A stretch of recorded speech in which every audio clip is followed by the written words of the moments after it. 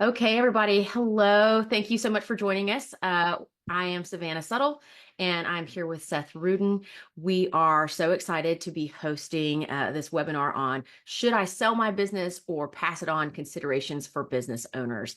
It is right now November 22nd, 2024. We are post-election, and we are right at the beginning of the great generational wealth transfer as we start having more than $3 billion of wealth transferring every day.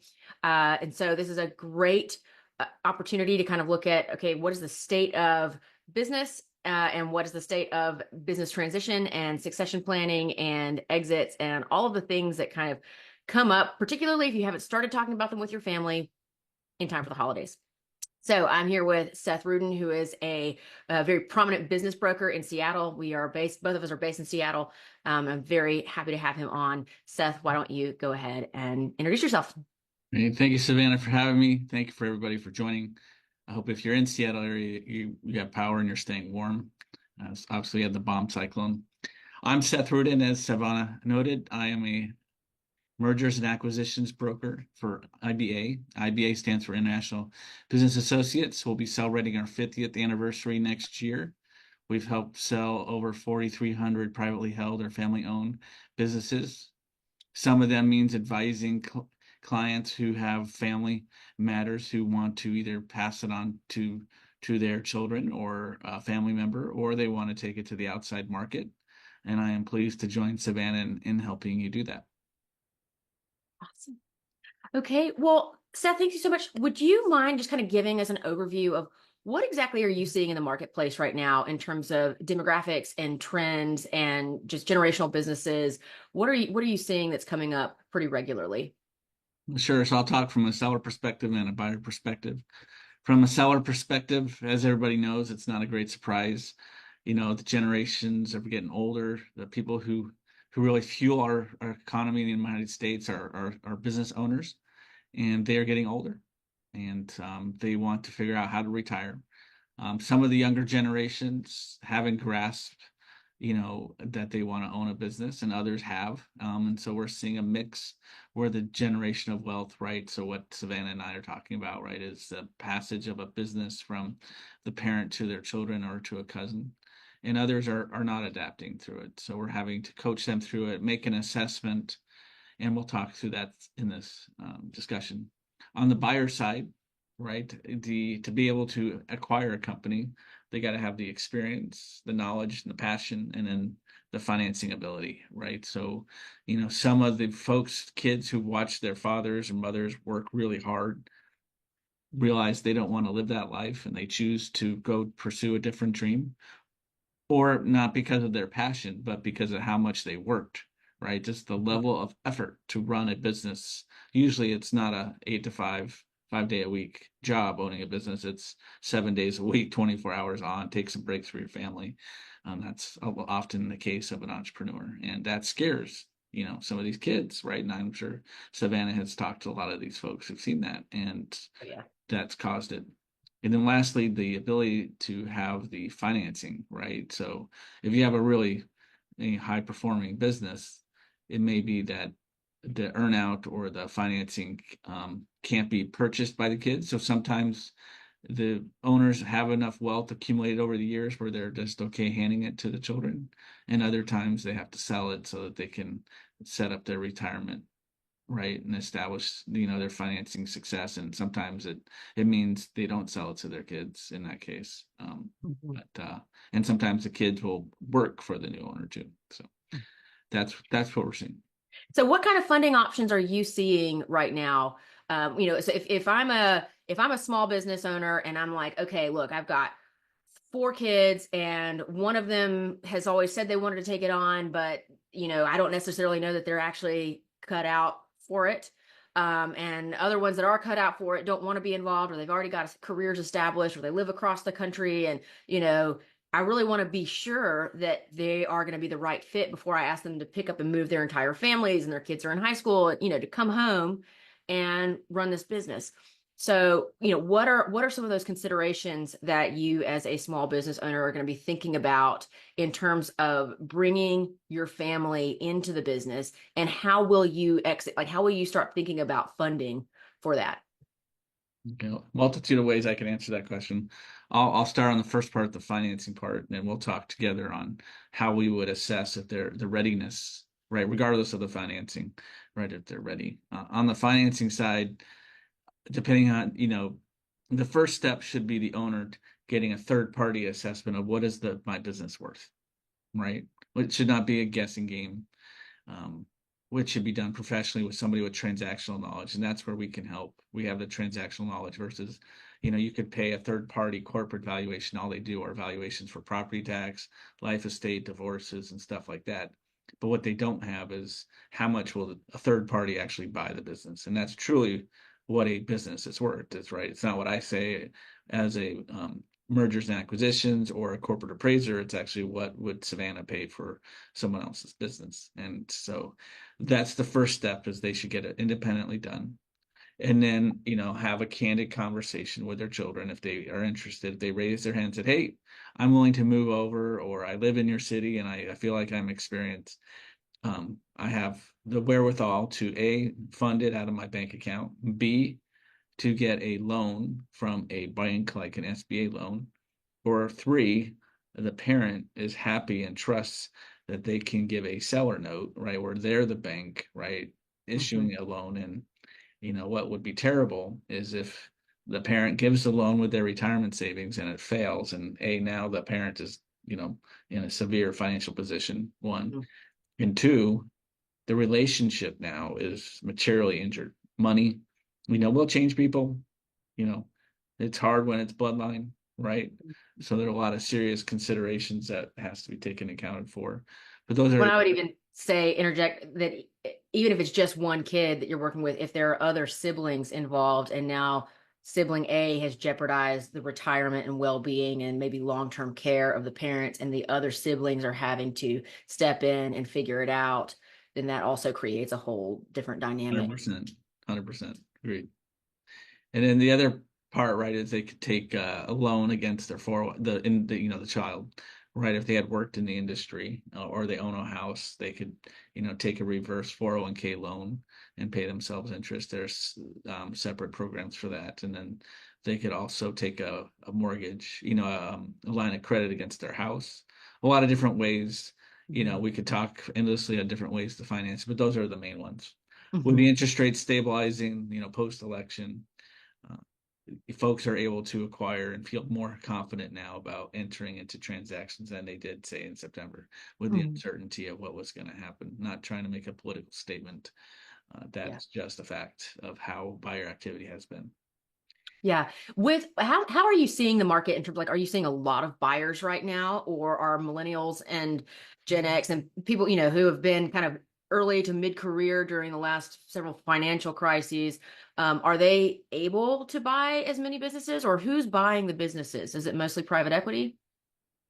No, if it's a profitable business and it appears that it's not just a one-time increase in their price, right, in their revenues and performance, they're going to join in, and they're going to try to buy the company, and they'll find it. So we have all sorts of listings available for sale where we're getting an assortment of buyers who are willing to participate, including private equity. They often, inquire, but they never follow through. And you find that the common person who wants to just own a business and have a generational wealth is the one finalizing the deals. We're Mhm. talking about transactions typically less than $50 million, 50. Are you seeing many multi-generational businesses coming up for sale? And if so, in which generation are you seeing those? For folks over 50 years old are the ones that are typically the most likely to go for sale. The ones Mhm. in their 40s are still got, powder, they still got energy, they want to keep running. They're not ready to make a change. Sometimes people in their 40s change because, the 8-year itch is sort of true. There's a rule for a house that you typically own your house for 8 years. And there's somewhat truth for that. And for business, that people get the 8-year itch after doing something. They want to rejuvenate their energy and learn something more. And they feel like they've taken as far as they can. They've learned as much as they they want to, and now they want to challenge themselves somewhere else. Yeah. In terms of like generations of ownership. So like, let's say that it's a couple who owns the business and they're in their mid 60s and they've owned it. They're now the grandkids of the company. Are you seeing any of those where of the company founder? Let's say it was founded in the late 1800s. Yeah, I mean, same thing. Just how they acquired it, sort of, it's nice. It's multi-generational, but it's the same sort of question, right? Whether you've got it from your father and their grandfather, or you started it and now it's still the same decision, right? What do I do with my business? Can my three kids handle it, or my one kid, or should I sell it to the public? Those are all the same questions. So could you walk us through the typical process for selling your business, and what would a small to medium-sized business owner need to know, or even just anybody who's really has not ever considered selling their business and they're like, oh, actually, I might need to start thinking about that. Sure. I think let's first maybe talk. I mean, unless you want to go there, but I was thinking we'd first touch on the readiness for the kids and then talk about the process. Oh, 100%. Sure. Yes. So for those of you who are looking at, should I pass this on to my kids? It is really helpful to stop and do a solid inventory of what do you think it will take, right? Take your kids out of the picture for a second and pretend that you are going to hire a non-family CEO to run your enterprise, or even just somebody who is, somebody else will come in and run your company. One, does your company stand on its own without you in the middle? And if it does not, then you need to seriously evaluate whether you actually have a company or whether you are just self-employed with some helpers. And do you have a system that you can pass on? Do you have something that you can actually have another person come in, learn the role, do the things, and you can wholesale leave it?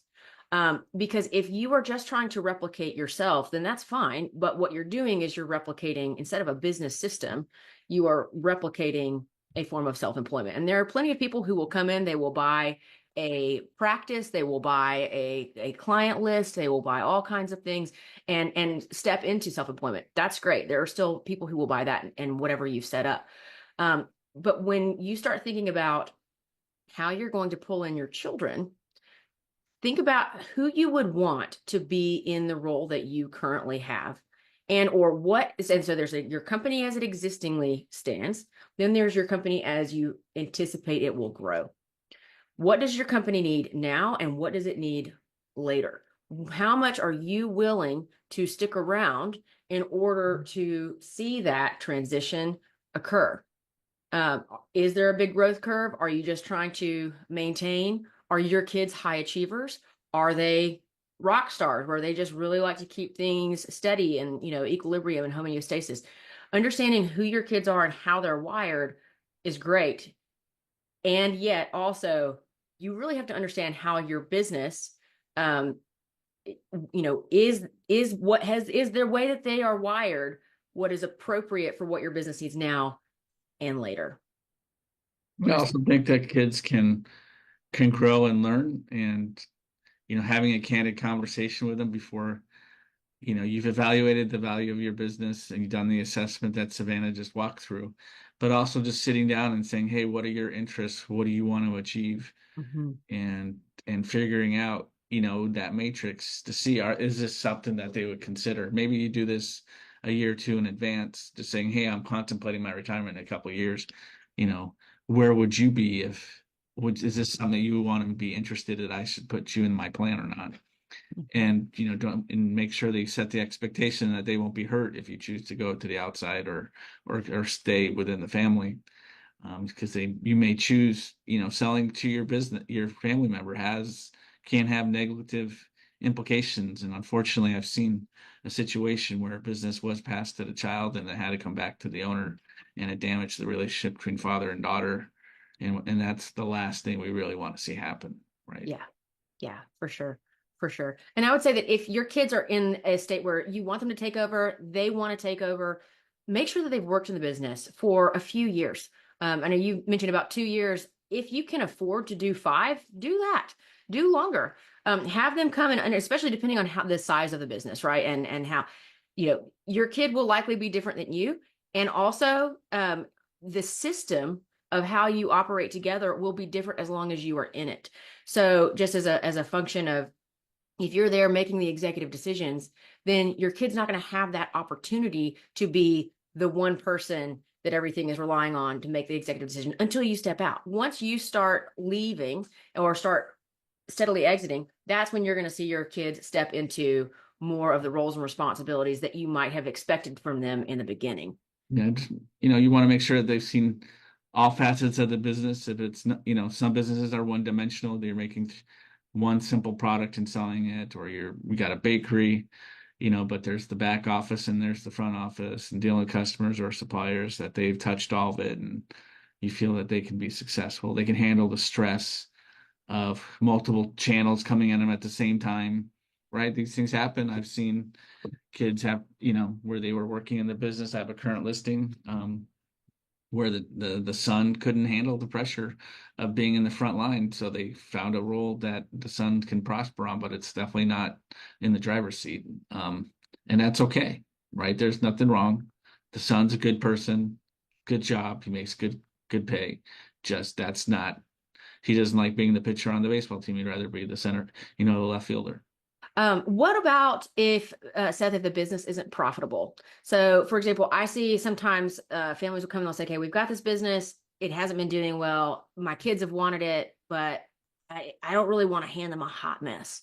Is that fair? They think they can turn it around. What consideration should be taken into in those instances? There are a lot of considerations. First, what type of business? Do they have anything strategic, like intellectual property? Think patent, think something that it's hard to break into. That maybe the owner is older and didn't understand how to keep up with the sales and marketing efforts that's required to keep, the company going and fueled, and the sales are just dropped. But if somebody came in who had the, you know, energy and the ability to raise capital, if that's what was needed for working capital to get the marketing out, they could turn it around. And if that's a legitimate, business case, then, is their child able and willing to do that? If it's a business that has mechanical problems or AI is going to replace it soon, now we have a different consideration, right? One, I'm going to have a hard time just getting a third party buyer, right, to buy it, let alone a family member. And so that one might be where you want to sunset the business and have them pursue a different dream. You don't want to hand over like you said, a hot mess to someone, especially a loved one, let alone any other person personally. But we just have to be honest with ourselves. It's hard because that's your baby. You've been working on it for perhaps multi-decades, and you don't want to give it up. But to be honest sometimes with yourself about what you're running, is important. Mm-hmm. Mm-hmm. I would also add, there's a component of legacy and identity in either sunsetting something or even just saying like, hey, I know that this has been part of, I saw this recently, a company that they were looking at passing on to the third generation, but it had hit some pretty significant infrastructure issues. It was an infrastructure company, and a lot of their assets were becoming liabilities due to just degradation over time. And so the third generation was looking at substantial investment in order to get them into the black, as well as to overhaul all of this existing infrastructure. And it was going to be a multi-year process with not a lot of guarantees given the recent legislation. And so that family required a significant sit down of saying like, hey, we don't want to burden you with this risk. And so we think we might actually be able to have a smaller sale and exit. And then, we'd love to do something together with you and do a new venture, a new startup, a new whatever that would be more fun, less risky, and something that you can really cut your teeth in. So, yeah. Very good. I totally agree with that. Yeah. Awesome. So, what's a typical process look like? So if I'm a business owner and I'm trying to consider selling, and and just what are the variables? Most of the people that I see really want to understand the landscape before they make a decision one way or the other. So help us understand what the process of, if you're just starting to scratch the surface on considering selling, where should you start? Great. I'm going to do that. And then I want you to touch on the emotional process, the journey Okay. that, and I've gone through that as myself, and it can be quite crazy. Sure. Um, So the first part, once you've decided or thinking about the sale, and the best time to bring me in is not, hey, I need to sell next month. And sometimes that happens. You get cancer, you get a divorce, hopefully none of that happens. But those things do drive an immediate sale, or you just ran out of gas. But the best sale is a plant sale. So what I mean by that is you came to me, a couple years in advance, and we do an assessment of your business. We do evaluation, just like a buyer would. We're going to ask all the tough questions. We're going to tour your business and do all those things. And we're going to run it through our models and come up with a range of value. And we're going to sit down and we're going to walk through what that is, how we came up with it, and what are the levers that you can press today to make it more valuable over a certain timeline. And based on your goals for selling your business, we'll then fit into those timelines. And then hopefully each year we'll do a true up and saying, okay, did you make progress or not? And then eventually it's go time where we're going to then market it and put it for sale. So we sign an agreement to work together. Because we came up with a value and a price. And then we then do the marketing and to curate buyers, right? Whether it comes from IBA's strategic database of buyers, or we call on buyers that we've identified through the process, or we bring it to the public marketplace.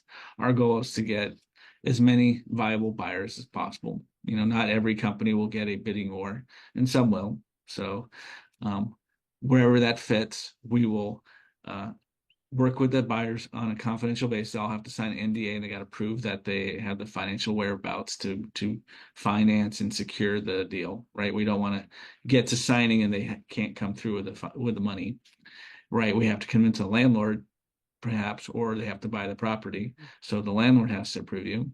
Mhm. The lawyers, the bankers, and the attorneys, CFOs, potentially all have to approve.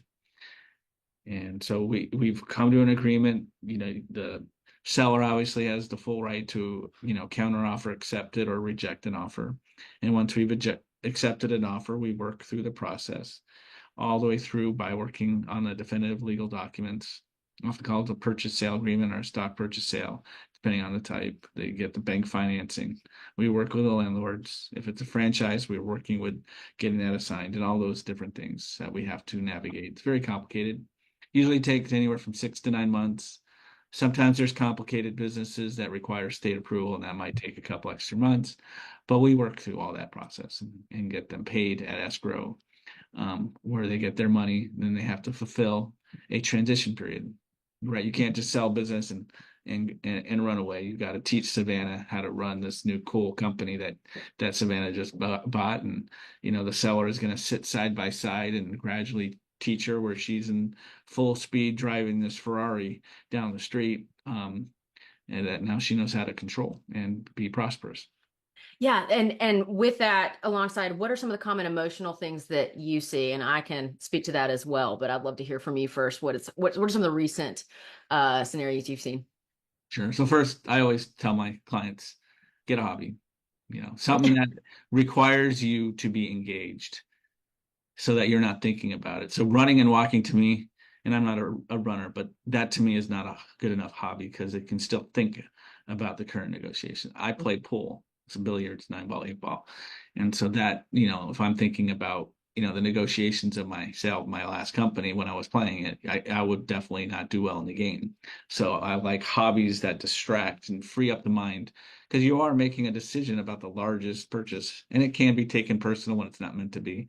You're going through legal negotiations and you see all these red lines from the attorneys. And I had a client where I sold a greenhouse and a farm, and I swear the buyer's attorney was paid by the word maybe. And constant red lines. It frustrated, I think, also the buyer, but it really frustrated my seller. Mm, It's hard not to take those things personal. yeah. And you got to be able to let it roll and just know it's once we get past that, it's going to be fine. It's not the buyer. The buyer is listening to an attorney who's making a risk assessment. Their job is to minimize risk and get paid as much as they can. right? Mhm. I mean, they're good people. They can make deals happen. Mhm. But that's the journey that we have to figure out. And that's one example, right? Banking, insurance, landlords, all those things can cause for constraints. Mhm. How Mhm. about yourself? What have you seen?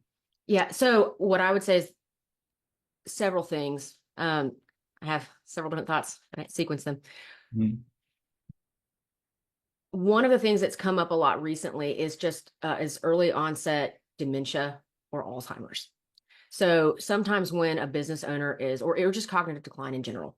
So sometimes when a business owner is starting to experience cognitive decline, particularly if they are the founder and their family is starting to see it and they know that something's got to change. But let's say that that person's not ready to give up the reins. They're not ready to pass the torch to the next generation or to consider selling, right? Or they would love to just be the captain and go down with the ship, and just whatever. The business of death and dying, unfortunately, the administrative uh, uh, burden is substantial and significant, not just for the people who are doing the living and the dying, but for the people under them who are having to deal with the estate. So one of the things that I try to encourage people about is like, look, we don't know how many days we have right in our lives. Give me 1 second. We do not have a clear picture on how we're going to go. So as much as you can create an exit strategy while you have capacity to do so, do it. If I Not can just add to for that you. too. Hmm? If I can add to that, I don't want to Yeah. interrupt your thought. In those situations, it's really important to find another party in the family that, if it really is serious dementia, it's problematic to sell a company, legal company, and they forget that they agreed to something, right? And now you've Yes. sold a big asset and they're like, what happened? And now you're talking to attorneys, right? Nobody wants that. So Right. it's important that, you reach deep into the family, that, there's a power of attorney, established. Ideally, everybody should have this in their Yes. personal assets, right? Healthcare attorney, power of attorney, a legal power of attorney, and a finance power of attorney. I'm sure you've consulted on that, and Mhm. for my job, I have to make sure that those things are in place. If I can assess a situation like you just described, I would be hesitant to sell a company if I felt like they weren't mentally fit Mhm. to approve it, and I would definitely be working through that scenario. Yeah, absolutely. And not just mentally fit to approve it, but to continue with that transition and succession process. Right. And so sometimes in those situations, I would actually say that the family, if you can come alongside somebody and walk with them and understand how they've shaped the business and shadow them, apprentice under them, right, you're going to have a better idea of their cognitive decline as well as of how they're running the business and where the gaps are. Right. So it's going to be scary, but it's going to be probably more steady than trying to pass it off to a new buyer, um, in which you can also do later on if you don't want to do that full time, right? You can get it to a place where you know that you can pass it off successfully and not essentially transition a lemon of a business. Um, One of the things too that I see is a lot of people not wanting to give up the reins to their kids or just in general, like you said, getting a hobby. So often entrepreneurs have they have dedicated so much time and energy that they have lost access to all of these other different parts of themselves. And so I see this particularly, I love working with men in their 70s who are in the founding cohort Mhm. because this fits them, right? And they're just like, I Mhm. mean, this is my baby, and I have built and done all these things. And the reason that they are so invested in this is they have been able to manifest all of these different components of who they are, right? In all of these different ways, and they have been able to see that success over time in a way that's very unique, right? And I think we've lost a lot of that ability to look back and see accomplishment um, over the last several generations. With technology. Let me put it this way. It used to be when you were planting and growing something or building something, you got to the end of a row and you could look back and see what you've done. Right. These days you close all your tabs and you're like, what did I do? It's Exactly. just like object permanence is just out the window. So now, of course, that's not true for everybody, but with business specifically, there is the ability to move and shape in ways that are very unique. So what I try to encourage people to do is look, nobody wants to put you out to pasture. You're afraid that you will be dead in 6 months, and you might be if you are so bored, and who would want to live after that? Like, no. So that's not the goal. The goal is to be responsible. The goal is to transition from you being the leader to you being the steward, from you being the one who's calling all the shots to you helping coach and train the next generations or the next leaders on how to call the shots, how to do the critical thinking. You're going from general to coach, right? And so that's where I want people to have this paradigm shift that your legacy or your identity, right, can continue with your level, with your quality of life. It just needs some adjustment. And this is not a time, this is a time to kind of pass certain things off so you can start new things, right? You as an entrepreneur have so much more to give both your future and the future generations, right, who are coming behind you. And so to be able to instill all of that knowledge, to be able to instill those skills, that work ethic, that understanding, the context, of even just explaining like, hey, 40 years ago when we built this facility, we didn't have any idea about fire code, and so we had to retrofit it 20 years later. And we had this guy named Jim, and he was the one who did it. Well, yeah, 5 years after that, Jim went to jail and we had to find, so then we had to redo it again. And then, so even just being able to help people understand, like when they come back and they're opening up things and they're like, I'm sorry, why is this the way it is? Now they'll know, right? Set future them up for success, set future you up for success, and start becoming that repository of knowledge, not just about your own endeavor and enterprise, but about how you became the person you did in this journey. So a couple examples, it's not uncommon to have the founder just become an employee. So I sold a sporting goods store and he works 10 hours a week, because he's got so much energy bundled up. He couldn't sit at home and he wanted to be able to get some therapy, not staying at home with his wife and maybe his wife was kicking him out too. Another one is 82. We sold his business at 82. He still had energy, but nobody was going to hire him. So he built a charity up for kids. He's passionate about soccer and he did that. And so it's, it's like you said, it's showing them a path that they will be relevant and important so that they don't feel like they're going to lose their, because some of it becomes their whole persona, right? Like you mentioned, very well spoken. Absolutely. Yeah. And, recently I was working with a family where the father had founded the business and it was a very reactionary business, right? If you think it's kind of a repair company of sorts. And when people call, they are in a deep sense of urgency and they need this thing fixed. And he absolutely loved to be the hero, right? The problem is that everything in the business became contingent upon his critical thinking, his ability to call the shots, his ability to understand what exactly repair needed to have happen. And then he would delegate to everybody else. When Gen 2 came along, they were like, one, I don't want to be on call like my dad has been, just like you were saying earlier. I want quality of life. I need to be able to train employees more effectively because we've had employees who've been here for 20 plus years, and that's awesome. So they know the drill, but they're all about to retire. And these younger generations don't want to stick around for that long. So I'm going to have to anticipate turnover, right? So younger generations started trying to figure out, okay, then part of the reason they pulled me in was to say, okay, this has been very centered on dad. How do we actually take it out of this organic relationship model, keep the relationship, keep the culture, but move it to a more systematized, structured, standardized thing that can grow and scale and can keep going without burning us out, right? And so I see that a lot with the friction. But what was interesting is that as much as dad agreed with that direction, dad had a really uncomfortable time becoming less reactionary because that's how he's built. So as the kids started to create and streamline more processes and they would give everyone back more time, we had to intentionally with dad say, okay, dad, how are you going to fill your time? Because otherwise you're going to just start adding stuff, adding more chaos and crisis back to the plates because that's what you love. And that's okay. We're not here to change you. What can you do instead? And that's when he picked up also some volunteer work for some disaster response stuff that just really scratched that itch. but it didn't interfere with a family business. So if you can get strategic about thinking about how people are made up, their genetic makeup, right? And saying, okay, how are you wired? We're not going to change that, but how do we create a separate context for you to thrive in so that this one can continue to grow and change the way it needs to?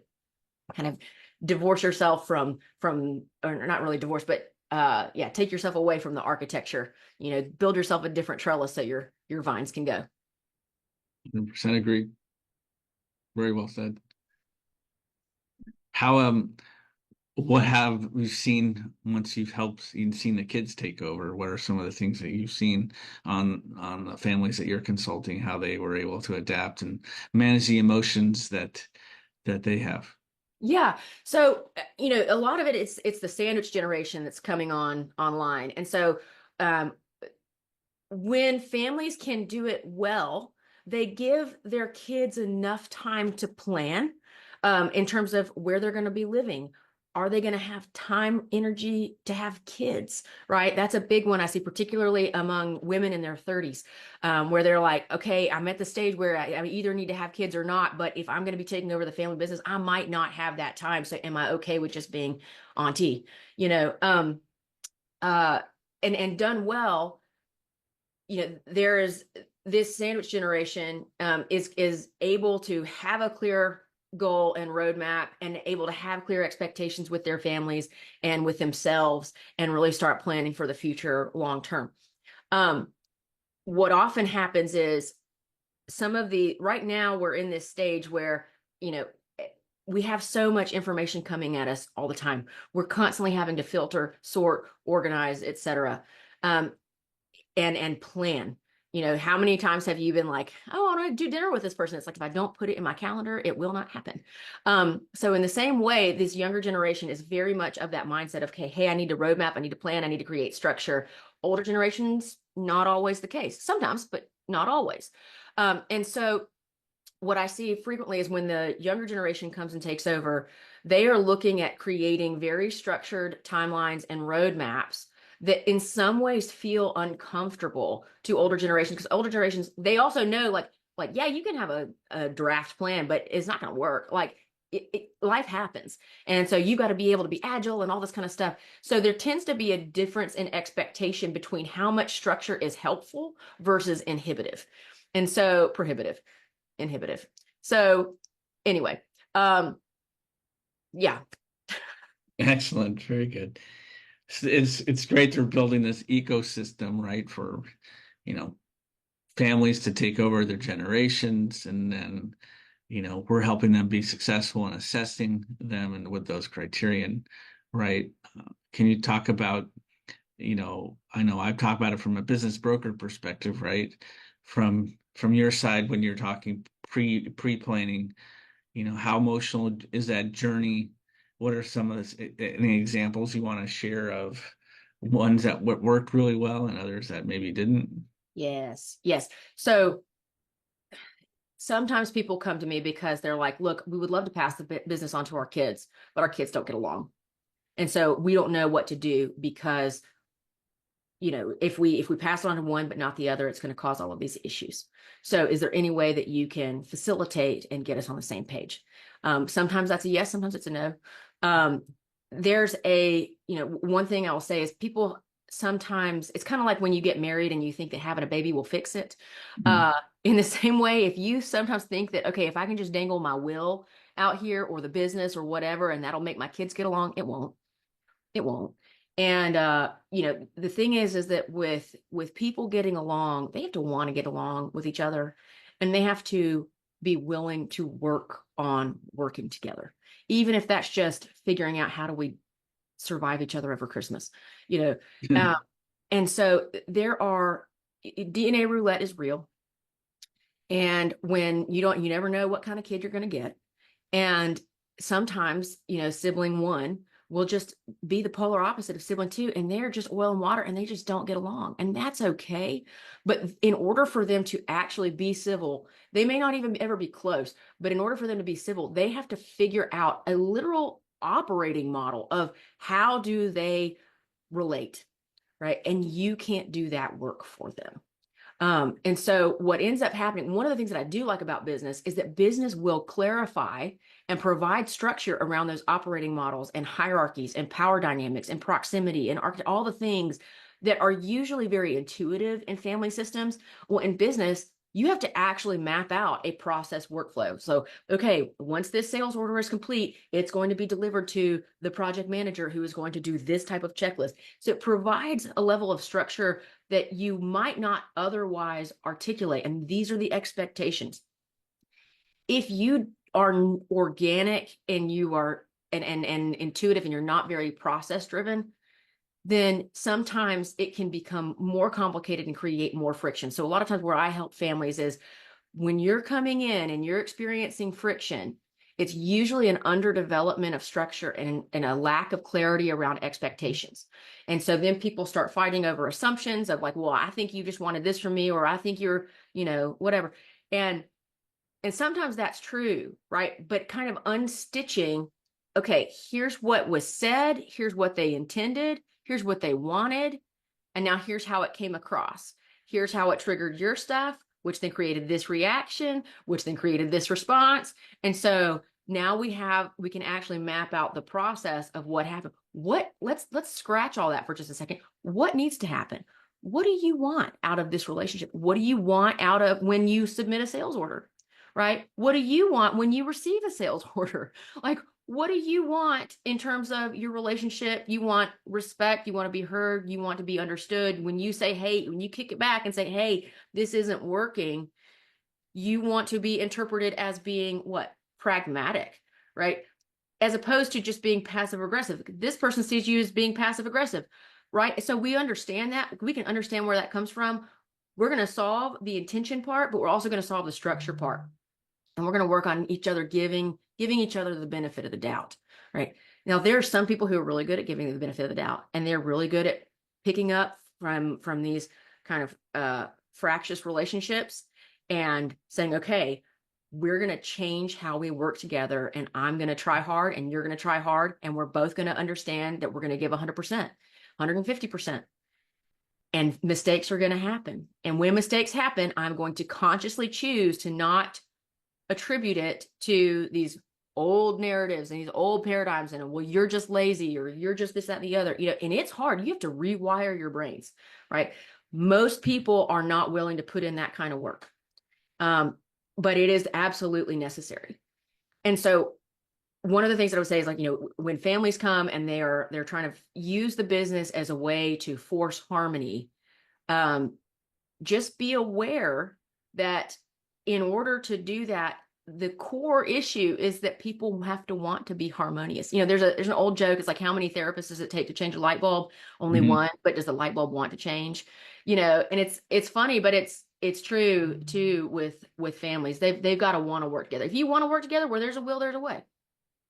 Now, one thing too, what I'll say is, like, if the family comes in and they're, let's say that they all get along, but they need to have a big transition. Let's say that parents are retiring and they're passing it on to the next gen.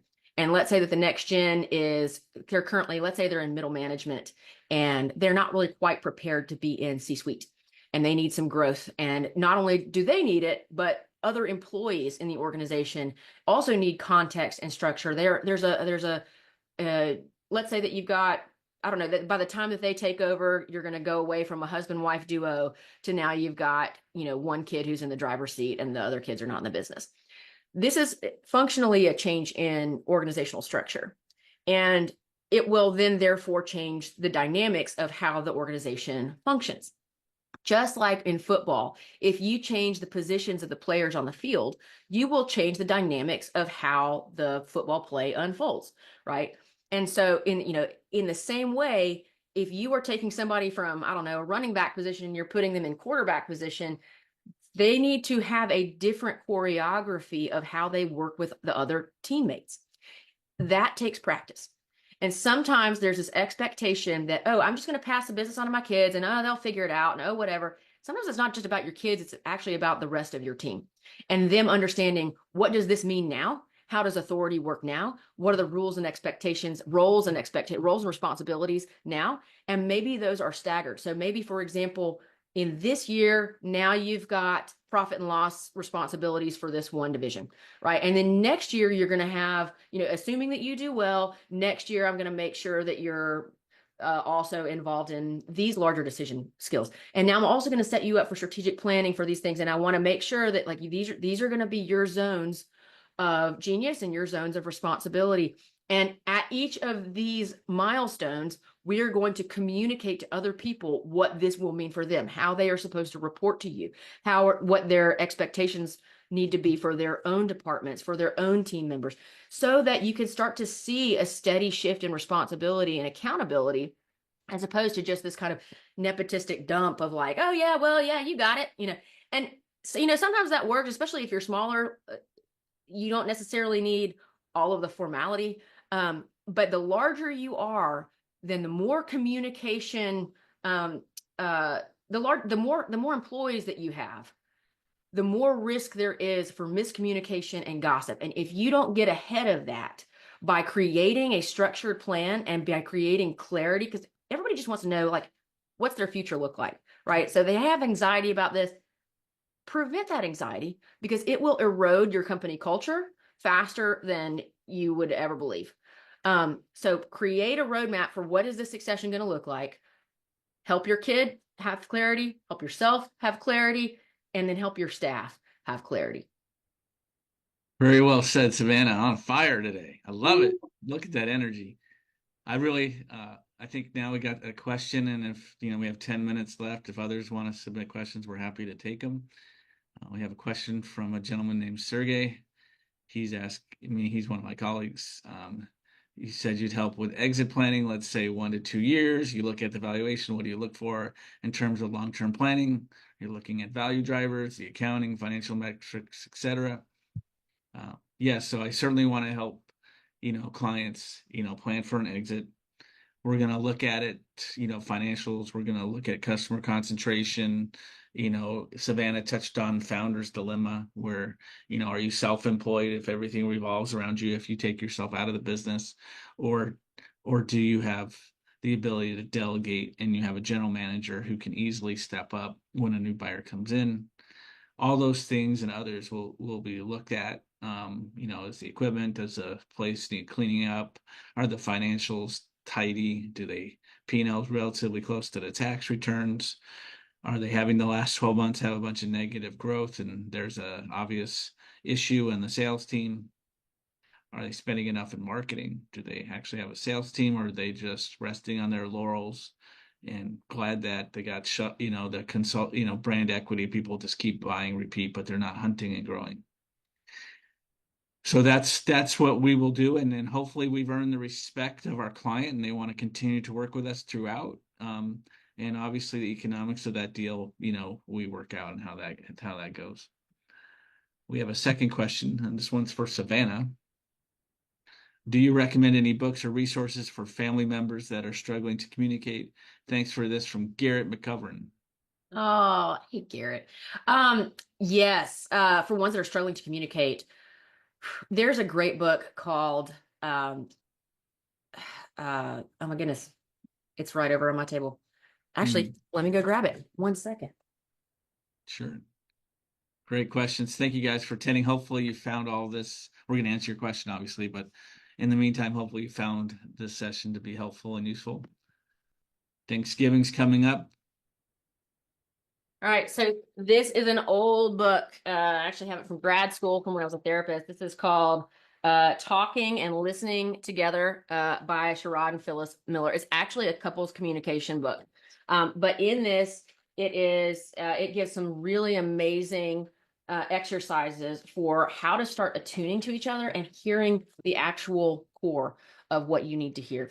And so if it's just communication of like, hey, we just can't seem to quite get it, this is a great place to start. If you're looking at exit planning, there are several resources out there that I will post when I post this webinar. But if you look at the Certified Exit Planning Association, CEPA, they have a number of exit planning materials that you can start working through with your family. And I also have a family business pop quiz And it is for your family members. I developed this, and it is for parents if you want to give it to your kids or whoever you think would be your emergency contact if something were to happen, you were to become incapacitated. And it's just like a questionnaire of like, hey, do you know who our accountant is? Do you know the EIN? Do you know if the business name is a DBA or our legal name? What are the legal addresses? Do we own or lease our properties? All kinds of other things. And it's just kind of a fun thing to discuss with each other and say like, hey, are you actually prepared to take on the business in the event of a crisis? Hopefully it'll be a wake up call for people. And yeah, it'll also be kind of fun. Very good. That's a great book. If there's no other, these were great questions. I think we had a very thorough, efficient hour. Savannah, I'm so honored to have partnered here and these other deals. We have a transaction in Oregon we're working on, and I look forward to seeing that to completion amongst others in the future. Same, Seth. It's awesome. Thank you so much. It's such a joy to work with you. And thank you for doing this with me. And thank you everybody for attending. So lovely to see you. Awesome. Thank you. Thanks, Sergey. Thanks, Garrett. Everybody else. Bye. Bye.